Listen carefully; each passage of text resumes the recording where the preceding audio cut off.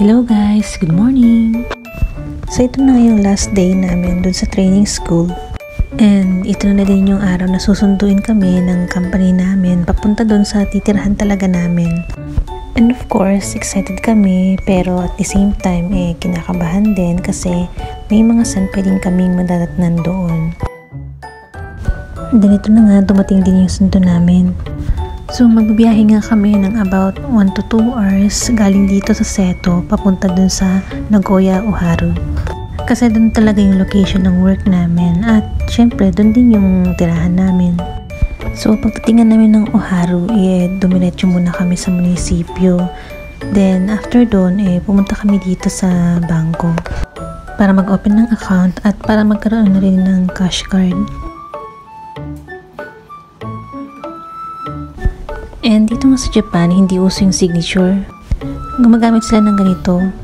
Tinatawag nila itong hanko or para siyang stamp na meron kang pangalan. Ito yung ilalagay mo as signature, ito yung i-stamp mo. So sa akin nga, yan, San, nakalagay yung nickname ko. Then yung kulay red na yan yung ink. Diyan mo ididiin yung stamp para magkaroon siya ng kulay. So, after nga namin sa bangko, dumiretso kami sa shisetsu namin o kung saan yung work namin.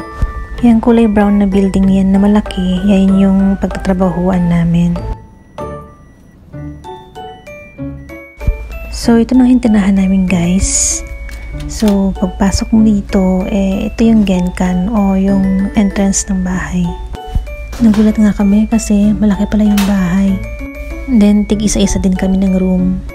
Ito nga yung cabinet kung saan ilalagay mo yung mga tsinelas mo kasi iba yung tsinelas mo para sa loob at iba din yung tsinelas mo para sa labas. Then pagpasok mo konti, dito sa may side na to, ito yung stock room. Dito nilalagay yung mga ibang gamit, mga panlinis ng bahay o kaya yung mga iba pang mga kailangan dito sa bahay. Then ito naman yung CR dito sa baba.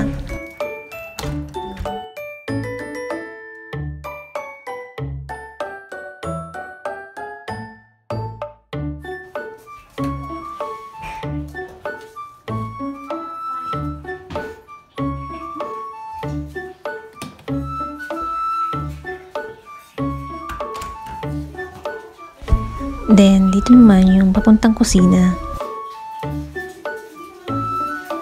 Dito sa may side na dito, merong isang room. Ito yung room ng isang senpai namin.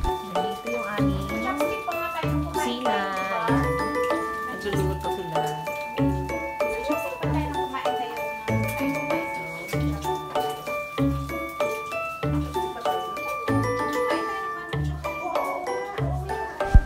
Then, ito yung kainan namin.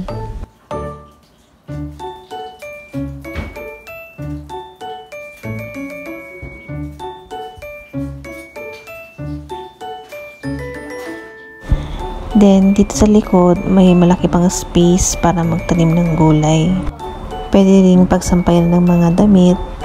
At meron ding parang stock room dito sa may likod. Okay, so aakyat na tayo sa taas. So dito sa may part ng hagdan na pataas, dito yung banda kung nasaan yung ofro or yung paliguan.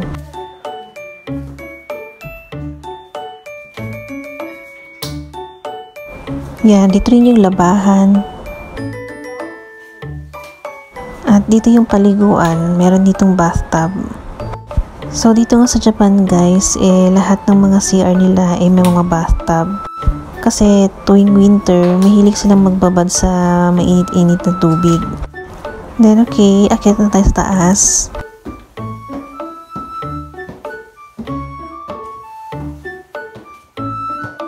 So pag akyat mo nga dito sa taas, may sink ulit. Para pwede rin dito na mag-toothbrush at maghilamos yun dito sa may kwarto dito sa taas. Dito rin yung CR, may CR din dito sa taas.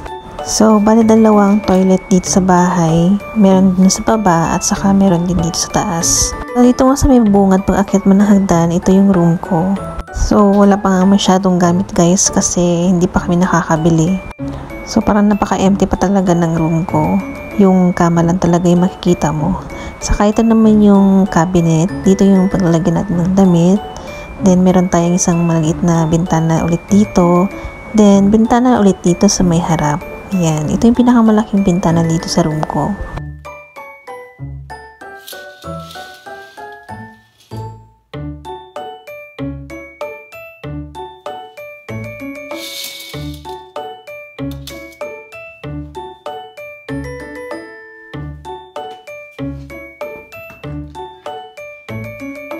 Then, may aircon dito sa room ko, guys. So, lahat ng mga room dito may kanya-kanyang aircon. Then, punta naman tayo dito sa isang room. So, itong room na to naman, naka-room si Glades. Then, next, dito sa room C na ito, dito naman naka-room si Sanpei Abby. Then, dito naman sa room to, dito naman yung room ni Lynn. So, ayan guys, na-tour ko na kayo sa bago naming magiging tirahan dito. Salamat sa panonood ng video ko. Mata kondo ne.